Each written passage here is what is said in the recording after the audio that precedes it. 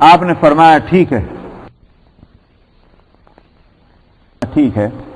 تم یہ بتاؤ کہ وہاں کتنے اونٹ کرتے ہیں؟ اس نے کہا جی 10 اونٹ کرتے ہیں۔ آپ نے فرمایا ٹھیک ہے اس کو چھوڑ دو، 1000 ہیں ہمارے مقابلے پہ لوگ، اس لیے کہ ایک اونٹ 100 آدمیوں کے واسطے ہے، تو 1000 آدمی ہیں، بس ختم۔ یہ آپ نے اس سے اندازہ لگا لیا۔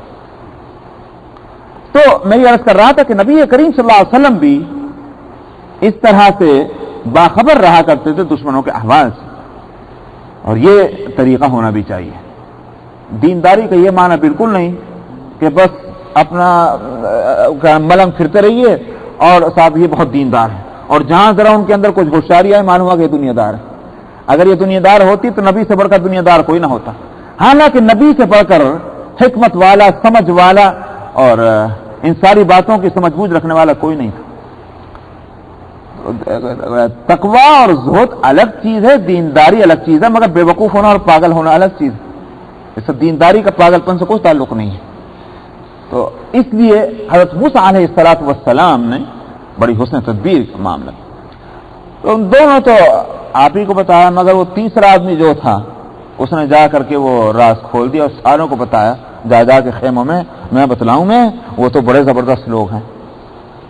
جب یہ سنا تو اسرائیلی جو ہے فرنٹ ہو گئے، اور اسرائیلیوں نے موسیٰ علیہ السلام سے کہا ہم نہیں جاتے لڑنے کے واسطے، ایسے قوم سے کون لڑے گا جا کے؟ اللہ کا حکم ہے لڑنے کے واسطے جانے کو، اللہ تمہاری مدد کرے گا، بس تم ہی چلے جاؤ، اللہ میں بھی چلے جائیں، ہم تو یہیں بیٹھے رہیں گے، اور جب تم جیت جاؤ گے تم ہم کو خبر دے دینا، ہم آ جائیں گے۔ یہ تھا اسرائیلیوں کا جواب۔ اللہ میاں نے کہا کہ اچھی بات ہے، تم نہیں جاتے تو تم بھی اس میدان سے تمہیں نکلنا نصیب ہی نہیں ہوگا، اور میں بھی قسم کھاتا ہوں کہ تم بھی کبھی کامیابی نہیں ہوگی، تمہاری نسلوں ہی کو وہ ملک دیکھنا نصیب ہوگا، تمہیں دیکھنا نصیب نہ ہوگا۔ یہ تورات کے الفاظ ہیں۔ اس وجہ سے اس میدان کو میدان طی کہا گیا کہ اس کے بعد اسرائیلیوں نے جب موسیٰ علیہ السلام سے کہا اچھا ہم چلنے کو تیار ہیں، تو وہ صبح کو چلتے، شام کو جب رات کو چلا کرتے تھے، کیونکہ پہلے قافلے تو دن کو تو گرمی ہوتی تھی، تو شروع رات میں چلتے، جب فجر ہوتی تو معلوم ہوا کہ دیکھا کہ جہاں صبح رات کو چلے تھے وہیں کھڑے، ساری رات چلے اور صبح ہوئی تو معلوم ہوا کہ جہاں سے چلے تھے وہیں کھڑے۔ یہ تھی وہ صورت جس کی وجہ سے اس میدان کو میدان طی کہا گیا۔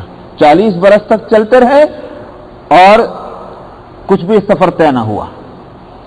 اس میدان کے اندر انہوں نے یہ دعا کی کہ ہم کو، اور خواہش کی کہ ہم کو کہیں جانے کی اجازت ملے کہ ہم اپنی مرضی کا کھانا کھائیں۔ اللہ تعالیٰ نے اس پر فرمایا تھا کہ ہم نے کہا کہ اس بستی میں جاؤ اور اس میں سے جو کچھ تم چاہتے ہو اس میں اطمینان کے ساتھ کھاؤ، چونکہ یہ ایک دعا کی قبولیت ہوگی، اور دعا کا قبول ہونا اللہ کی طرف سے نعمت ہے۔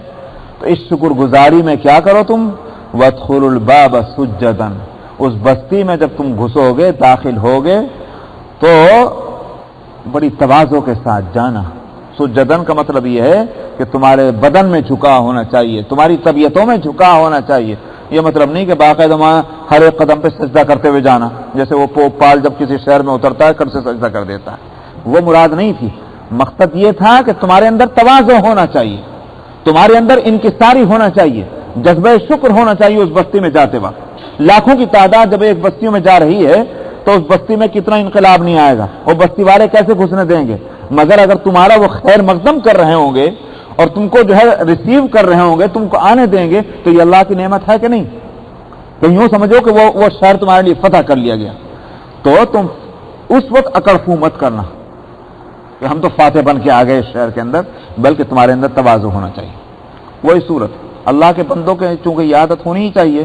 نبی کریم صلی اللہ علیہ وسلم کو کوئی ہدایت اس طرح کی نہ ہونے کے باوجود ہم کیا دیکھتے ہیں تاریخ کے اندر اور سیرت کے اندر کہ جب مکہ فتح ہوا ہے تو نبی کریم صلی اللہ علیہ وسلم کے بارے میں ہے کہ آپ اپنے اس اونٹ کے اس پالان کے اوپر، جس پر اونٹ پر ہوتا ہے نا پالان بولتے ہیں نا، اس کو کیا بولتے ہیں جو جس پر کجاوا یا پالان، اس پر جب آپ بیٹھے ہوئے تھے تو آپ اتنے جھکے جا رہے تھے مکے میں داخل ہوتے وقت کہ آپ کا سر مبارک اس پالان کی لکڑی کو چلا جا رہا تھا۔ تو یہ تواضع تھا نبی کریم صلی اللہ علیہ وسلم کا، فاتحانہ انداز میں متکبرانہ اور مغرورانہ اس طرح سے جا رہے ہوں وہ صورت نہیں تھی، بلکہ تواضع تھا۔ تو یہی اللہ نے حکم دیا اسرائیلیوں کو وَادْخُلُوا الْبَابَ سُجَّدًا وَقُولُوا حِطَّةٌ، اور تم حِطَّةٌ کہہ سمجھانا. حِطَّةٌ کا مطلب کیا تھا؟ حَطَّ یَحُطُّ کے معنی آتے ہیں گرنا، ٹپکنا، جیسے مثلا درخت کے پتے گرتے ہیں، اس کو کہیں گے حَطَّ یَحُطُّ. اس سے مراد کیا تھی؟ اے اللہ ہمارے گناہ جھاڑ دے، یعنی ہماری مغفرت کر دے، تو ہماری خطاؤں کو معاف کر. یہ تو تمہارے منہ پر لفظ ہونا چاہیے اور تمہارے اندر تواضع ہونا چاہیے، انکساری ہونی چاہیے. مگر وہ میں نے کہا کہ وہ طبیعت جو ٹیڑھی نکلی، کتے کی دم کو 12 برس میں رکھا تو ٹیڑھی نکلی تھا نا، وہ مثل مشہور ہے. وہی اسرائیلیوں کی حالت تھی. تو انہوں نے کیا کیا؟ حِطَّةٌ کہنے کے بجائے حِنطَةٌ کہنا شروع کر دیا. وہ حِنطَةٌ کے معنی گیہوں، تو حِطَّةٌ کے معنی تھا بخشش، اللہ بخش دیجئے، اور وہ کہہ رہے ہیں حِنطَةٌ گیہوں ملے. تو تم نے بات کو بدلا ہے، کیونکہ ہر چیز کو بدلنے کی عادت تھی. یحرفون الکلم عن مواضعہ من بعد مواضع، دو طرح کے الفاظ آ رہے ہیں. یہ اپنی بات کو، اللہ کی بات کو اس کی جگہ سے بدل دیا کرتے تھے. تو یہاں بھی حِطَّةٌ کو بدل کر حِنطَةٌ کر دیا. تو اس اللہ تعالیٰ نے حالانکہ فرمایا تھا کہ میں تمہاری خطاؤں کو بخش دوں گا.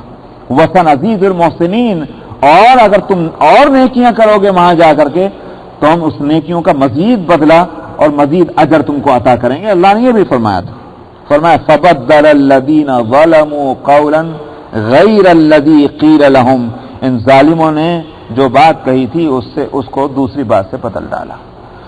فَأَنزَلْنَا عَلَى الَّذِينَ ظَلَمُوا رِجْزًا مِّنَ السَّمَاءِ بِمَا كَانُوا يَفْسُقُونَ، تو ان ظالموں پر آسمان سے ایک عذاب ہم نے اتارا بوجہ اس کے کہ انہوں نے نافرمانی کی تھی.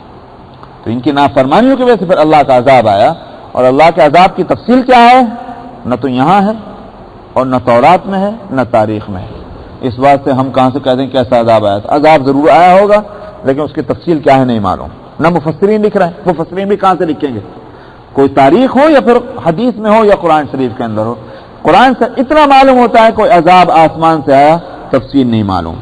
وَإِذِ اسْتَسْقَىٰ مُوسَىٰ لِقَوْمِهِ فَقُلْنَا اضْرِب بِّعَصَاكَ الْحَجَرَ. کھانے کا انتظام تو آپ نے سن لیا کہ من و سلوہ اترا. اب پینے کا مسئلہ تھا تو کہا کہ صاحب ہمارے واسطے پینے کا پانی ہونا چاہیے. پھر آپ سفر کرتے ہیں، آپ کی طبیعت گھر کے اندر اور ہوگی، سفر کے اندر اور ہوگی. آپ گھر کے عیش و عشرت کو اگر سفر میں تلاش کرنا چاہیں تو آپ کو کون عقل مند کہے گا؟ آپ بھی سمجھتے ہیں کہ سفر تو سفر ہے. عربی کے اندر بھی کہا گیا السفر والسقر، سفر تو جو ہے وہ جہنم کے ایک ٹکڑا ہے. مطلب یہ کہ اس میں تکلیفیں ہی تکلیفیں ہوں گی. راحت کی تلاش جو ہے، یہ مطلب نہیں کہ راحت کی تلاش نہ کی جائے، مگر یہ امید رکھنا کہ بس سفر میں تو راحت ہی ملے گی، وہ توقع غلط ہے. سفر میں زحمتیں ہوتی ہیں. اسی لیے مسافر کے واسطے سہولتیں شریعت نے کیوں رکھی کہ اگر تم سفر میں ہو تو رمضان کے روزے ملتوی کر سکتے ہو، جب تم سفر میں ہو تو نماز کو تم قصر کرو.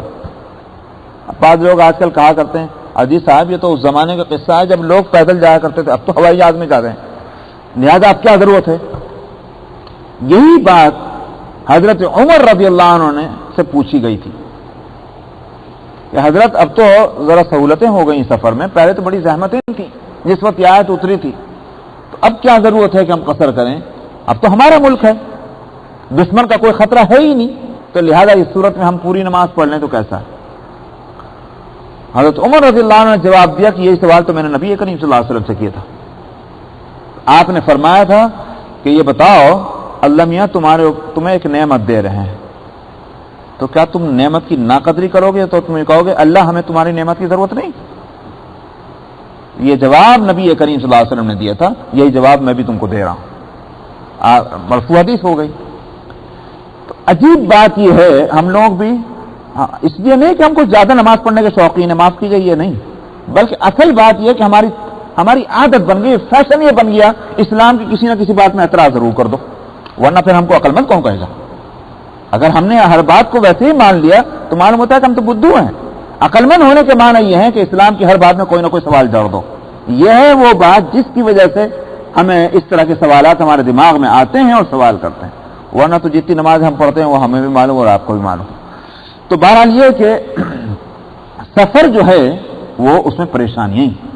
یہ تو خیر ایک الگ بات ہے، لیکن واقعہ یہ ہے ہوائی جہاز کے سفر تو ہوتے ہیں، لیکن حقیقت یہ ہے کہ ان ہوائی جہاز کے سفروں میں بھی آج نماز پڑھنا بڑا مشکل معلوم ہوتا ہے.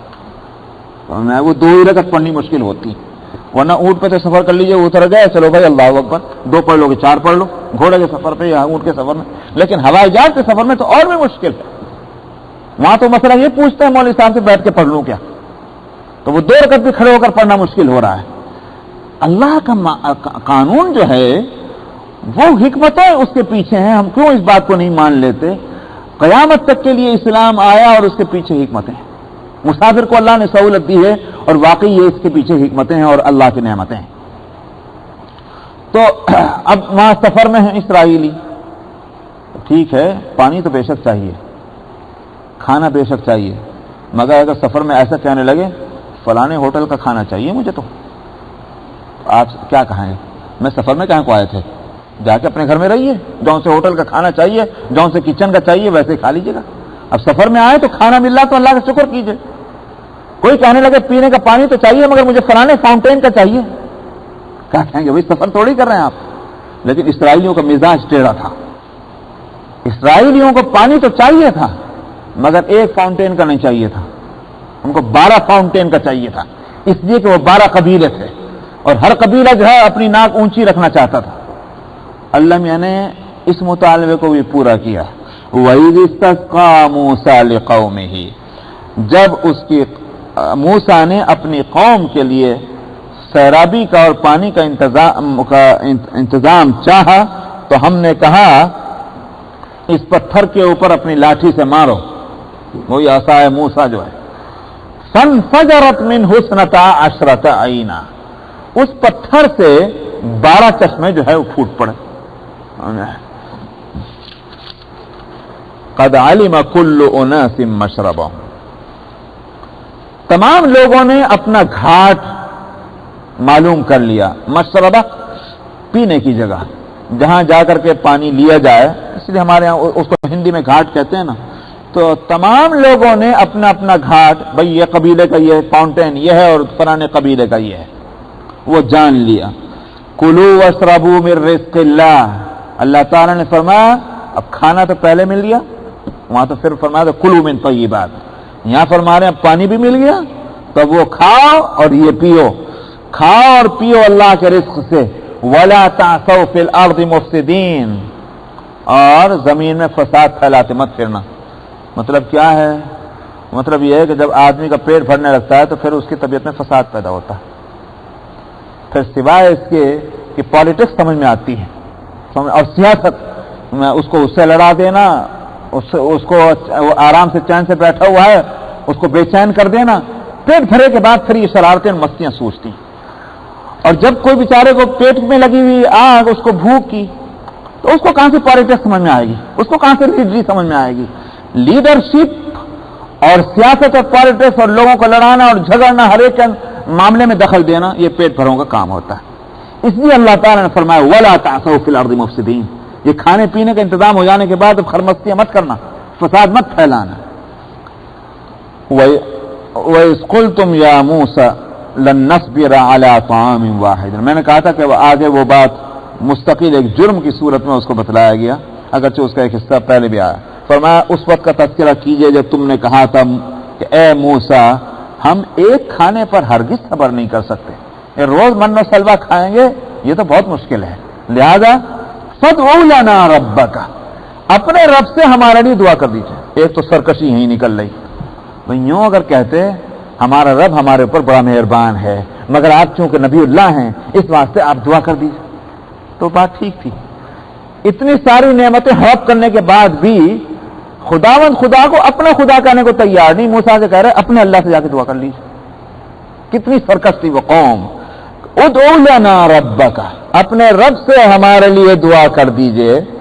یخرج لنا مما تنبت الارض، ہمارے لیے وہ چیزیں نکال دے جو زمین میں سے نکلا کرتی ہیں، جو اگا کرتی ہیں زمین سے. یعنی کیا؟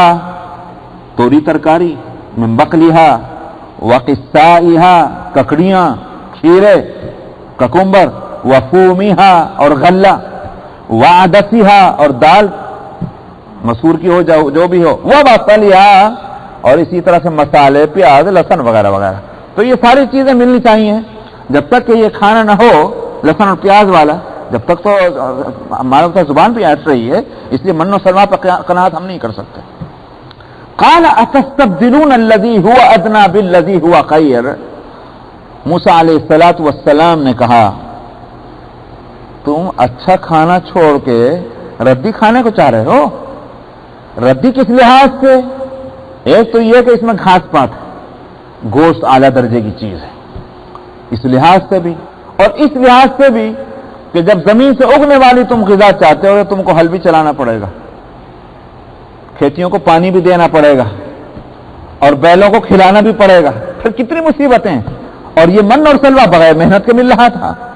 تو یہ اعلیٰ درجے کی غذا ہوئی اس لحاظ سے، اور وہ جو ہوئی وہ ادنا درجے کی ہوئی. تو تم ادنا درجے کی غذا چاہ رہے ہو اعلیٰ درجے کی غذا کے مقابلے میں. ٹھیک ہے، یہ تم چاہتے ہی ہو تو تمہاری دعا یہ بھی قبول ہوتی ہے. اہبطوا مصرا، اس شہر میں، اس بستی میں اتر جاؤ، فإن لکم ما سألتم، تم کو وہی ملے گا جو تم چاہتے ہو. تمہیں پیاز بھی ملے گی، لہسن بھی ملے گی، غلہ بھی ملے گا، دالیں بھی ملیں گی، سب کچھ ملے گا. جاؤ. تب اب ناقدری یہاں بھی ہوئی ہوگی، اس لیے اللہ تعالیٰ نے فرمایا وَضُرِبَتْ عَلَيْهِمُ الذِّلَّةُ وَالْمَسْكَنَةُ. اب ان پر ذلت اور مسکنت کی، رسوائی کی مار دے دی گئی ہے. اب یہ قوم کبھی بھی ان کو عزت نہ ملے گی. وَبَاءُوا بِغَضَبٍ مِّنَ اللَّهِ، اور اللہ کے غضب کے مستحق ہو گئے. تو صاحب آگے رو کر میں کہتا ہوں، آج کل لوگ بڑے عجیب عجیب طرح کے شبہے کرتے ہیں کہ صاحب اللہ نے تو یوں فرمایا تھا، اور آج تو یہودی جو ہیں وہ تو بڑے سر پہ چڑھ رہے ہیں ساری دنیا کے. ایک بات تو یہ ہے کہ اگر تھوڑا سا وقت کسی قوم کے واسطے سرخ روئی کا، امن کا اور چین کا آ جائے، اور اس کے بعد پھر اس کی پٹیلو ہونا شروع ہو جائے، تو وہ تھوڑے دن کو تو ہم دیکھیں گے، لیکن اس کے جو سنچریز گزر رہی ہیں اس کی ذلت اور رسوائی کی، اس پر نہیں دیکھیں گے. نمبر ایک. نمبر دو جو ہے، آج ہی کون سی عزت ہے؟ آج وہ قوم جو ہے اپنی شرارتوں سے اگر وہ جی رہی ہے، دوسروں کے سہارے سے جی رہی ہے، معاف کیجیے، اپنے پاس اس کے پاس کچھ بھی نہیں. آج وہ ان کا سہارا ختم ہو جائے جس کا سہارا ان کو ہے، تو پھر دن میں تارے نظر آ جائیں اسی قوم کو. اور عجیب بات یہ ہے کہ جس قوم کا سہارا اس کو ملا ہوا ہے، آپ ٹٹول کر جا کر دیکھ لیجئے، میں دعوے سے کہتا ہوں وہ قوم اندر سے ان کو گالیاں دیتی. سمجھ میں؟ اندر سے وہ بھی گالی دیتی کہ یہ انہوں نے لوٹ کے کھا لیا ہم کو. مگر یہ کہ حالات کچھ ایسے ہیں، کچھ منطق ایسی ہے، کچھ لاجک ایسی ہے، کچھ دنیا کے حالات ایسے ہیں کہ اس قوم کو اس بچڑے کے اس بچے کو پالنا پڑ رہا ہے. سمجھ میں؟ اس بچے کو پالنا پڑ رہا ہے شیر کا شکار کرنے کے واسطے. جانتے ہیں آپ شیر کا شکار کرنے کے لیے بچڑے کو پالنا پڑتا. تو ٹھیک وہی صورت ہے کہ آج شیر کا شکار کرنے کے واسطے بچڑے کو پالنا پڑ رہا ہے، ورنہ بچڑے سے پیار نہیں ہے. اگر ہمارا ہوا نہ بیٹھا ہوتا اسلامی ملکوں کا تو پھر یہ ان کو برداشت کرنے کی کوئی ضرورت نہیں تھی. ہوا آپ کا ہے. مگر عجیب بات یہ ہے کہ ہم اس حقیقت کو نہیں سمجھتے کہ ہم کتنے خطرناک ہیں. ہماری خطرناکی کو یہ لوگ سمجھتے ہیں اس حالت میں بھی کہ دو ملک مسلمانوں کے ایک دوسرے سے ملنے کو تیار نہیں، لیکن اس کے باوجود ان کی نیندیں رات کو حرام ہیں کہ کہیں ایسا نہ ہو کہ یہ دو مل بیٹھیں. سمجھ میں آیا؟ جس روز یہ دو مل بیٹھیں گے تیسرا بھی مل جائے گا. میں آپ کو بتاؤں، میں آپ کو ان کو کوئی پریشانی نہیں. آپ یہاں مسجدیں بنا لیجئے، کوئی پریشانی نہیں. ان کو ہر اس مومنٹ سے پریشانی ہوگی کہ جس میں مسلمانوں کے اندر آرگنائزیشن، مسلمانوں کے اندر مومنٹ، مسلمانوں کے اندر اخوت اور اتحاد کی جس سے فضا بن سکتی ہو. ہر وہ مومنٹ جو ہے ان کو دنیا کے ہر تختے پر جہاں بھی کہیں ہو رہا ہو، ہر حصے پر، وہ ان کو پریشان کرتا ہے. آپ خوب اچھی طرح جانتے ہیں، مجھے کوئی تفصیل میں جانے کی ضرورت نہیں. اس لیے اس صورت میں اس ساری باتوں کو جاننے کے باوجود بھی ہمارا یہ کہنا کہ اسرائیلیوں کو تو عزت ملی بھی ہے، قرآن میں یہ کون کہا گیا، یہ تو بڑی عجیب بات ہے۔ سمجھ میں آیا؟ تو اللہ نے فرمایا کہ وَضُرِبَتْ عَلَيْهِمُ الذِّلَّةُ، در بدر کی ٹھوکریں کھاتے پھر رہے ہیں۔ جرمنی نے اچکا دیا تو روس میں چلے گئے، روس نے اچکا دیا تو وہ فلسطین میں آ گئے۔ جب تک کہ ان سے کام نکلے گا فلسطین میں رہیں گے، لیکن اس کے بعد ایک وقت آئے گا، اور آئے گا ضرور آئے گا، چاہے ہم زندہ ہوں کہ نہ ہوں، ان کو فلسطین سے نکلنا پڑے گا۔ میرے یہ بات جو ہے میں جانتا ہوں کہ ٹیپ ہو رہی ہے، بالکل میں جانتا ہوں، لیکن ان کو نکلنا پڑے گا اس فلسطین سے۔ یہ اللہ کا نظام ہے، اللہ تعالیٰ نے کبھی ان کو ایک جگہ نہیں رکھا، اور فلسطین میں بھی ہمیشہ نہ رہیں گے۔ یہ ایک صورت ہے، بے شک ہمارا اللہ تعالیٰ کا معاملہ یہ بھی ہے کہ جہاں ان کے لیے ایک بات فرمائی، وہاں ہمارے لیے بھی تو اللہ میں نے یوں نہیں فرمایا تمہیں ساتھ تو خون معاف ہے، جو چاہے سو کرتے رہنا، میں تمہیں فلسطین بھی دوں گا، میں تمہیں کیا مکہ اور مدینہ بھی دوں گا، ہندوستان بھی دوں گا، پاکستان بھی دوں گا، تم جو چاہے کرتے رہنا، یہ بھی تو نہیں اللہ نے فرمایا تھا۔ تو آج اگر اللہ سبحانہ و تعالیٰ نے اس ذلیل قوم کو، جس کے لیے قرآن شریف میں لفظ ذلت آیا ہے، اگر ہمارے سروں پر اس کو مسلط کر دیا ہو کہ ہمارے سروں پر جوتے مارے، تو وہ اس لیے کہ ہماری حرکتیں ایسی ہیں تاکہ ہم کو عقل آ جائے اور اللہ سبحانہ و تعالیٰ کی طرف ہم متوجہ ہوں۔ آپ بھی نے وہ لفظ سنا ہوگا ہندوستان یا پاکستان میں کہ صاحب ہمارے یہاں کہا کرتے تھے، اپنے کوئی ماں باپ اپنے اولاد کی نالائقیوں سے پر ناراض ہو کر کہتے کہ چمار سے جوتے لگوا دوں گا، تو کیا وہ بیٹا جو ہے وہ چمار سے زیادہ ذلیل ہو گیا کیا؟ مطلب یہ کہ تم اگر یہ حرکتیں کرو گے تو چمار عزت والا نہیں ہے، مگر اس ذلیل سے بھی تمہارے جوتے لگوائیں گے۔ اس کا مطلب یہ ہے کہ تمہاری اور ذلت ہو، تمہارا جرم اتنا خطرناک۔ آج ان ذلیلوں سے ہم کو اللہ سبحانہ و تعالیٰ پٹوا رہے ہیں اس لیے تاکہ ہم کو عقل آ جائے، اگر ابھی نہیں آ رہی ہے تو ابھی اور پٹ رہے ہیں۔ جس روز آئے گی عقل اسی روز پٹنا ختم ہو جائے گا، یاد رکھیے۔ فرمایا کہ ذالک بانہم کانوا یکفرون بآیات اللہ، اور یہ اللہ کا عذاب ان پر جو ہے وہ اس لیے ہے کہ اللہ کی آیتوں کا کفر کیا کرتے تھے اور پیغمبروں کو ناحق قتل کیا کرتے تھے۔ یہ بات قرآن شریف نے تو صرف اتنی ہی کہہ دی، لیکن تورات میں آپ چلے جائیے تو ان کے نام تک موجود ہیں، نام تک موجود ہیں، اس نبی کو قتل کیا، اس نبی کو قتل کیا، اس نبی کو قتل کیا، نام موجود ہے۔ زکریا نبی کا نام موجود ہے کہ ان کو سنسار کیا گیا خداوند خدا کے گھر میں، مقدس میں، یعنی بیت المقدس کے اندر قربان گاہ کے سامنے، اس صحن میں حضرت زکریا کا نام اس میں آتا ہے تورات میں، ان کو بھی گویا حضرت یرمیا کا نام بھی آتا ہے۔ تو کتنے نبیوں کے نام اس کے اندر موجود ہیں کہ اسرائیلیوں نے ان کو شہید کیا تھا۔ ایسا نہیں کہ نہیں جانتے تھے کہ نبی ہیں، نبی جانتے ہوئے قتل کیا۔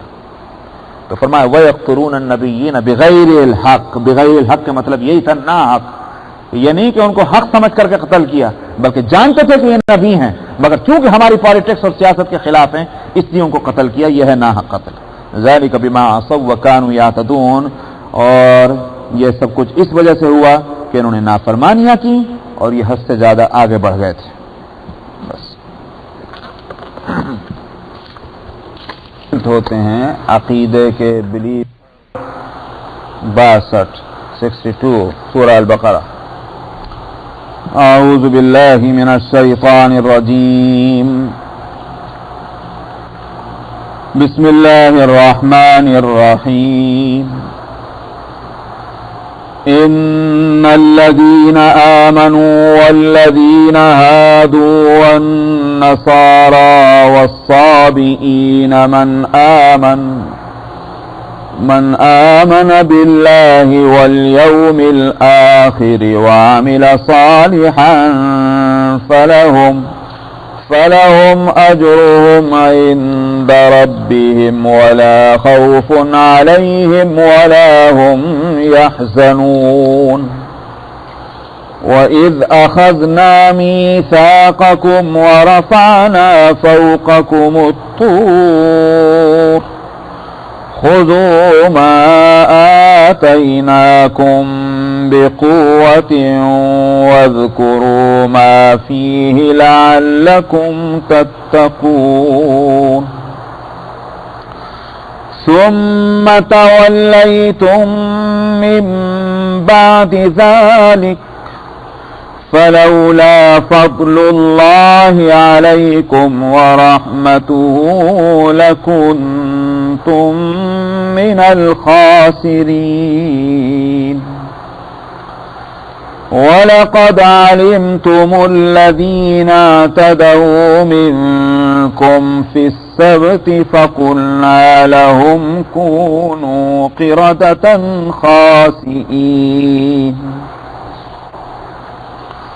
फ़जअलनाहा नकालन लिमा बैन यदैहा वमा ख़ल्फ़हा व मौइज़तन लिलमुत्तक़ीन। वइज़ क़ाल मूसा लिक़ौमिही इन्नल्लाहा यअमुरुकुम अन तज़बहू बक़रह क़ालू अतत्तख़िज़ुना हुज़ुवा क़ाल अऊज़ु बिल्लाहि अन अकून मिनल जाहिलीन। क़ालू उद्उ लना रब्बक युबय्यिन लना मा ही क़ाल इन्नहु यक़ूलु इन्नहा बक़रतुन ला फ़ारिदुन वला बिक्र अवानुम बैन ज़ालिक फ़फ़अलू मा तुअमरून। क़ालू उद्उ लना रब्बक युबय्यिन लना मा लौनुहा क़ाल इन्नहु यक़ूलु इन्नहा बक़रतुन सफ़राअु फ़ाक़िअुन लौनुहा तसुर्रुन नाज़िरीन। क़ालू उद्उ लना रब्बक युबय्यिन लना मा हिय इन्नल बक़रता शाबह अलैना वइन्ना इंशाअल्लाहु लमुह्तदून। क़ाल इन्नहु यक़ूलु इन्नहा बक़रतुन ला ज़लूलुन तुसीरुल अर्ज़ वला तस्क़िल हर्थ मुसल्लमतुन ला शियत फ़ीहा क़ालू अलआन जि'त बिलहक़्क़ फ़ज़बहूहा वमा कादू यफ़अलून। वइज़ क़तलतुम नफ़्सन फ़द्दारअतुम फ़ीहा वल्लाहु मुख़रिजुम मा कुन्तुम तक्तुमून। फ़क़ुल्ना इज़्रिबूहु बिबादिहा कज़ालिक युह्यिल्लाहुल मौता व युरीकुम आयातिही लअल्लकुम ताक़िलून। सदक़ल्लाहुल अज़ीम।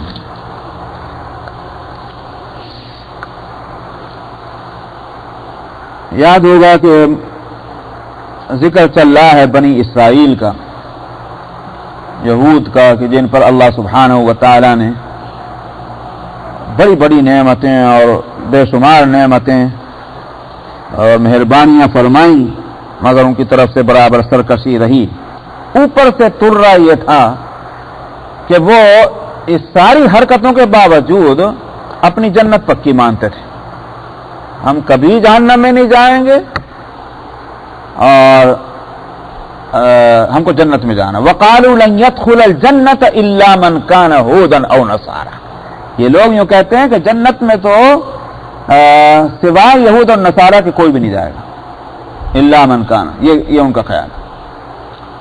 और जहन्नम में हरगिज नहीं जाएंगे, और अगर गए भी तो ऐसे ही, ये उनका ख्याल था। और वजह उसकी क्या थी? वह कहते थे ठीक है, अमल की कीमत है, मगर हम अल्लाह के बड़े प्यारे हैं, अल्लाह का कुनबा हैं, फैमिली हैं, अल्लाह के दोस्त हैं। अपने दोस्तों को गलतियों से नाराज जरूर होता है, मगर ये कोई नहीं करता कि साहब उसको आग में ले जाकर डालते हैं। अल्लाह के दोस्त हैं। नहनु अबनाउल्लाह व अहिब्बाहु, ये थी वो बुनियाद जिसकी वजह से وہ یہ سمجھتے تھے کہ ہمارا کچھ نہیں بگڑے گا. اللہ سبحانہ و تعالی یہاں فرماتے ہیں کہ پیارا بھی اللہ کو وہی ہے کہ جس کے عمل درست ہوں، ورنہ رنگ اور نسل کی بنیاد پر، ناک نقشے کی وجہ سے اور جغرافیائی لحاظ سے اللہ میاں کسی سے پیار نہیں کرتے. تمہیں اللہ نے اگر سارے جہانوں پر فضیلت دی تھی تو وہ اسی وجہ دی تھی کہ تم تاکہ یہ اپنی ذمہ داریوں کو پورا کرو، مگر تم نے نہیں کیا تو وہ پٹخی بھی تم کو خوبی ملنی ہے. ہمارے ہاں قانون جو ہے وہ یہ ہے کہ عمل اور ایمان اور عمل کی قیمت ہے، ٹائٹل کوئی بھی لگا لو، ٹائٹل کا اعتبار نہیں. میں نے ایک مثال بھی دی تھی اور میں نے کسی جگہ میں نے کہا تھا کہ آپ ایک دکان رینٹ پر لے لیں، باہر ایک سائن بورڈ لگا دیں، یہاں آپ کو ہر مال بہت اچھا ملے گا اور بہت سستا ملے گا. سائن بورڈ لگا دیا. ارے بھائی اندر سامان بھی ہے کہ نہیں یہ تو دیکھ لو. سامان ہے تو سائن بورڈ بھی ٹھیک ہے. سائن بورڈ تو بہت بڑا لگا دیا، اندر سامان ہے ہی نہیں. کیا چیز سستی ہے اور کیا چیز عمدہ ہے؟ تو اس لیے اللہ سبحانہ و تعالیٰ فرماتے ہیں کہ تمہارا ٹائٹل چاہے مومن کا ہو، ٹائٹل چاہے یہودیت کا ہو، چاہے ٹائٹل نصرانیت کا ہو، سامان ہونا ضروری ہے. ایمان اور اگر عمل ہے تو پھر ٹھیک ہے، ہم خریدار ہیں. لیکن اگر ایمان اور عمل نہیں ہے تو خریدیں کیا چیز؟ ہے کیا چیز؟ پہلے اس آیت کو لے لیجئے، پھر میں بیچنے اور خریدنے کی بات میں لاؤں گا، میں ویسے ہی نہیں کہہ رہا ہوں. فرماتے ہیں کہ جو لوگ مومن ہیں اور جو یہودی ہیں اور جو نصرانی ہیں، جو صابی ہیں. صابی کے تعلق سے مفسرین نے تمام اتنے اقوال نقل کر دی ہیں، لیکن جو بات ان سب سے کے بیچ میں سے نکل کر آتی ہے اور وہ ایک قول بھی ہے اور وہی صحیح بھی معلوم ہوتا ہے تاریخ کی روشنی میں، وہ ہیں وہ لوگ کہ جو لادین کہلاتے ہیں. یہ مطلب یہ ہے کہ وہ اپنا کوئی دین نہیں بتاتے، وہ لوگ صابی ہیں. اور میں نے کہا کہ یہ کہاں سے تاریخی طور پر؟ نبی کریم صلی اللہ علیہ وسلم اور آپ کے ماننے والوں کو مشرکین نے صابی کہا تھا. کیا مطلب؟ کیوں کہا تھا صابی؟ مشرکین مکہ نے وہ اس لیے کہا تھا کہ یہ ہمارے باپ دادا سے جو مذہب چلا رہا ہے یہ اس سے نکل گئے. تو معلوم کیا ہوا کہ لادین ہو گئے، بے دین ہو گئے، اس لیے آپ کو صابی کہا تھا مشرکین نے. تو صابی کہا جاتا ہے ان کو کہ جو بے دین ہو، جیسے آپ اس زمانے میں کہہ لیجیے جو عقیدے کے کمیونسٹ تھے. اس طرح کے لوگ رہے ہمیشہ، ابراہیم علیہ السلام کے وقت سے چلے آ رہے ہیں. تو وہ لوگ جو ہیں بے دین کہلاتے ہیں. تو یہاں مراد وہی ہے کہ چاہے تو مومن ہو، چاہے نصرانی ہو، چاہے یہودی ہو، اور چاہے کوئی بھی دین ان کا نہ ہو، وہ ایک فرقہ کوئی بھی ہو، ان میں جو بھی ایمان لے آئے گا اللہ پر اور آخرت کے دین پر اور نیک عمل کرے گا، فرمایا ان کو ان کا اجر ملے گا ان کے رب کے پاس، اور نہ ان کو کوئی خوف ہوگا نہ ان کو کوئی غم ہوگا. یہ ہے بات جو اللہ نے فرمائی. مطلب کیا ہوا؟ مطلب یہ ہے، اس کے لیے ایک مثال سمجھ لیجئے پہلے، اور وہ جو میں نے مثال ابھی روک رکھے رکھی وہ میں انشاءاللہ بعد میں دوں گا خریدنے فروختنے کی.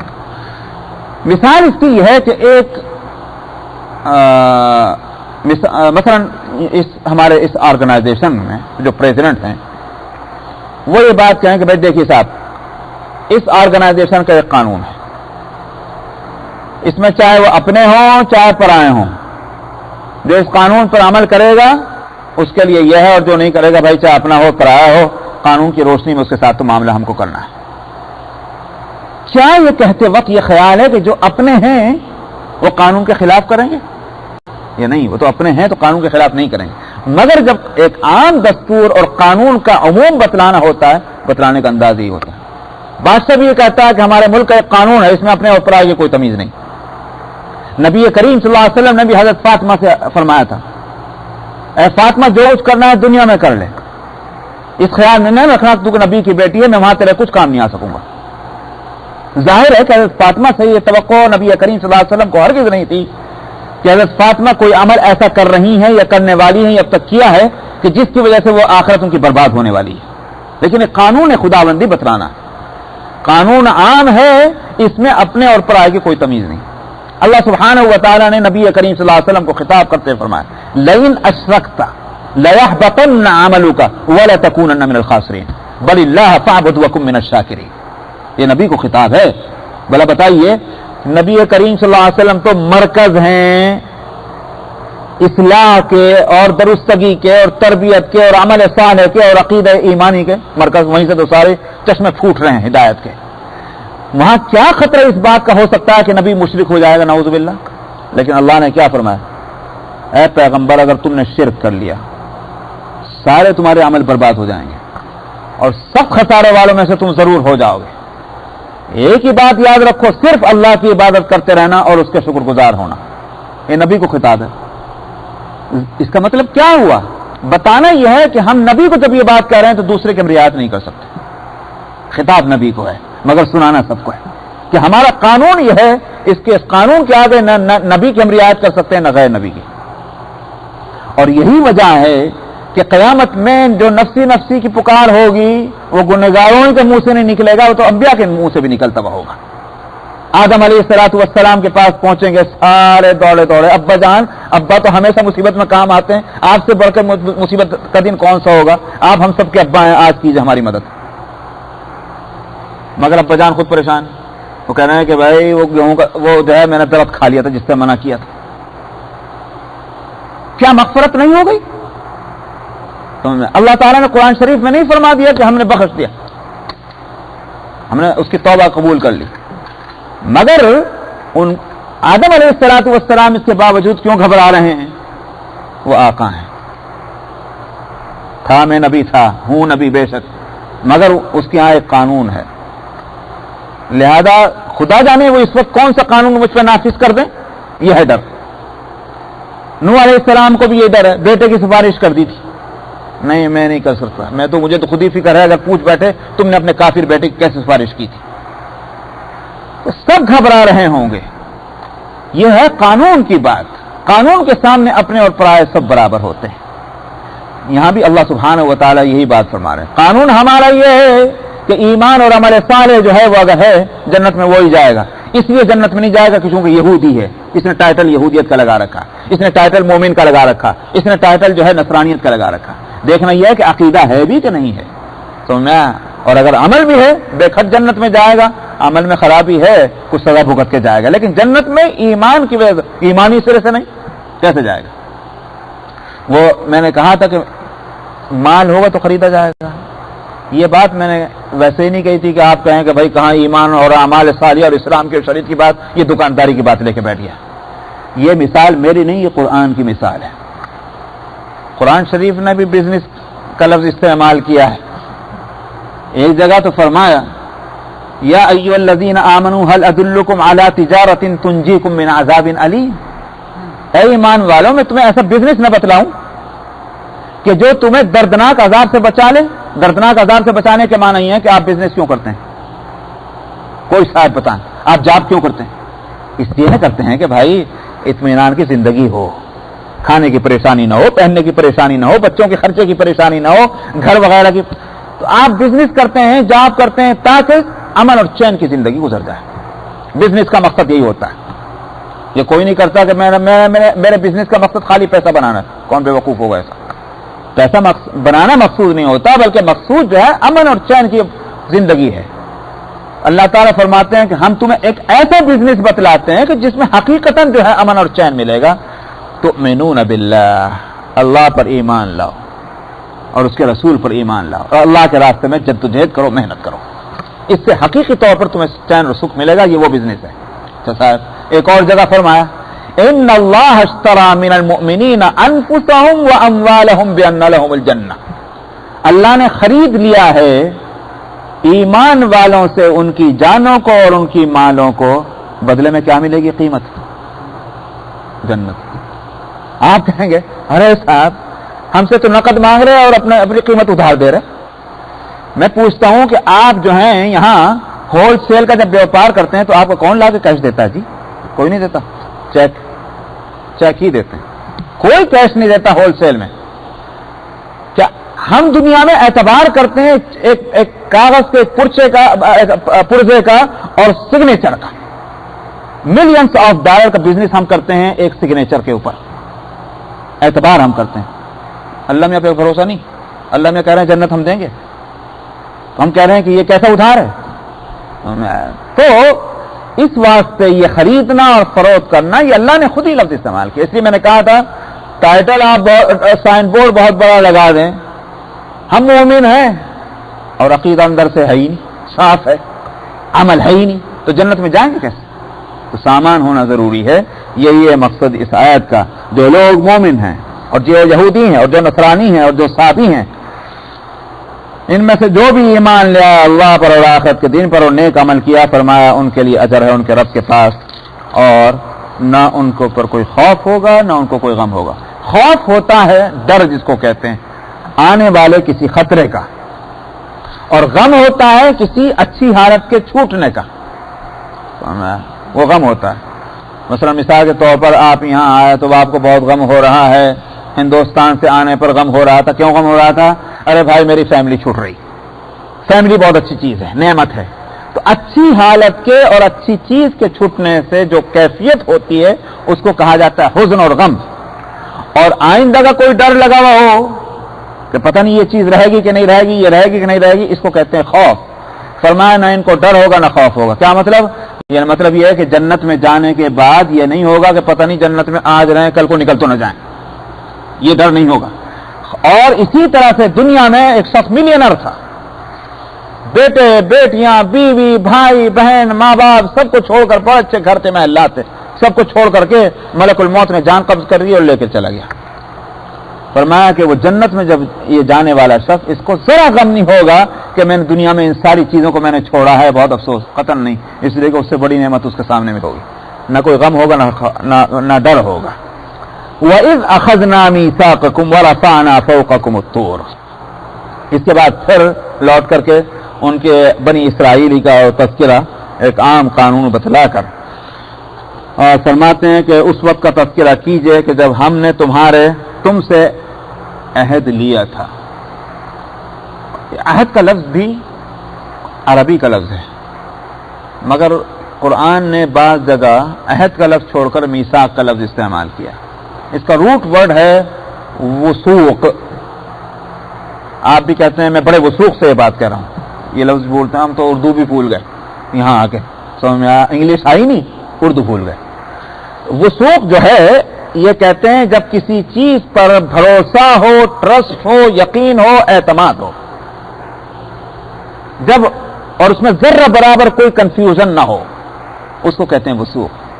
اس سے آگے چلنے کے بعد پھر وثق یثق کہتے ہیں کوئی گرہ باندھنے کو. سمجھ میں آیا, ایک چیز لی دوسری چیز کے ساتھ آپ نے اس کو اس طرح سے ہک اپ کر دیا کہ وہ ٹوٹتا نہیں, یہ بھی وثق یثق کہتے ہیں, موثوق. اس کو تو ایسا وعدہ اور ایسا عہد کہ جس میں کوئی کمی اور کمزوری نہ رہ جائے, اس کو میثاق کہا جاتا ہے. اسی لیے میں ساری تفصیل بتا کر میں یہ بات نقل کرتا ہوں. بعض مفسرین نے یہ کہا ہے کہ میثاق اس عہد کو کہتے ہیں کہ جس کے وعدہ کرتے وقت قسم بھی کھا لی گئی ہو, اس کو میثاق کہتے ہیں. تو وہ اسی لیے کہا ہے اور زیادہ مضبوط پکا وعدہ جس کو ہم کہتے ہیں اردو میں. اللہ تعالیٰ فرماتے ہیں کہ اس وقت کا ذکر کیجیے گا ہم نے تم سے بڑا پکا وعدہ لیا, وَرَفَعْنَا فَوْقَكُمُ الطُّورَ, اور ہم نے تمہارے سروں کے اوپر کوہ طور کو اٹھا دیا. بات کیا ہوئی؟ قصہ یہ تھا کہ تورات دے دی گئی. اب کس مسخرے کو اللہ کی کتاب پہ عمل کرنا تھا, یہ تو سوائے سرکشی کے ان کی عادت کے اور کبھی کچھ نہیں رہی. تو کتاب آئی, اب لگے اینگی بینگی کرنے کے واسطے. کیسے معلوم کہ موسیٰ جو یہ اللہ میاں کی کتاب ہے, ہم کو کیسے سمجھ میں آیا کہ اللہ پہلے تو یہاں سے چلے. موسیٰ علیہ السلام نے اس کی بھی تسلی کرا دی, لاؤ 70 آدمی منتخب کر لو اور چلو طور پہ اللہ میاں سے بات کراتے ہیں. بات ہو گئی, وہاں بھی پھر سرکشی دکھلائی, پتہ نہیں آواز تو آ رہی ہے مگر ہمیں کیا معلوم اللہ میاں بول رہے ہیں, آنکھوں سے دیکھنا چاہتے ہیں. تو اللہ میاں نے ذرا پھر وہاں اسکرو ٹائٹ کیا, زلزلہ آیا, جھٹکایا, گرے پڑے, اٹھ کے وہاں سے آخر کو عقل ٹھکانے ہوئی تو آئے. کہا اب عمل کرو, اب تو سمجھ میں آ گیا کہ اللہ کی کتاب ہے, ہاں عمل کریں گے. مگر پھر گڑبڑ, نہیں عمل کرتے. سرکش قوم ہے پکی. اللہ سبحانہ و تعالی نے ان کے اوپر ایک طور کا ایک چٹان اوپر مسلط کر دی. مت سمجھنا کہ یہ کوئی کیسے ہوا ہوگا. میں بتا چکا ہوں ابھی پچھلے ہفتے کہ دن بھر 40 برس تک دن بھر ان کے سروں کے اوپر بادل سایہ کرتا تھا, اور پتھر اتنے بڑے پتھر سے 12 چشمے نکالے تھے ان کے واسطے، سمجھ میں، اور کھانے کو من و سلوہ روز مل رہا تھا. اس خدا سے کیا مشکل ہے کہ وہ پتھر کی چٹان جو ہے پوری کوہ طور سے اٹھا ان کے سروں پر مسلط کر دیں. یہ سب ہوئے ہیں تماشے. میں ایک بات بتلا دوں، ایک ہے اللہ کی عادت اور ایک ہے اللہ کی قدرت. اللہ نے کی عادت تو یہ نہیں ہے کہ صاحب وہ پتھر کی چٹانیں جو ہے پہاڑوں کی اڑی پھر رہی ہیں اور جو ہے بادل جو ہے وہ ہمارے ساتھ ساتھ چل رہا ہے. یہ اللہ کی عادت نہیں ہے. مگر ہم اللہ کی عادتوں کو دیکھ کر کے یہ سمجھیں کہ قدرت بھی بس یہی ہے، یہ غلط ہوگا. اللہ کی قدرت میں ہر چیز ہے. ان اللہ علی کل شیء قدیر. قرآن شریف میں دونوں چیزیں بتائی گئی. ولن تجد لسنت اللہ تبدیلا. سنت کے معنی ہے عادت کے. تو اللہ کی ایک عادت ہے اور ایک اللہ کی قدرت ہے. تو عادت تو وہ ہے جس کو ہم رات دن دیکھ رہے ہیں، یہ تو ہے عادت. لیکن قدرت میں اللہ کی سب چیز ہے. تو وہاں قدرت کا مظاہرہ ہو رہا تھا. بھلے عادت تو یہ ہے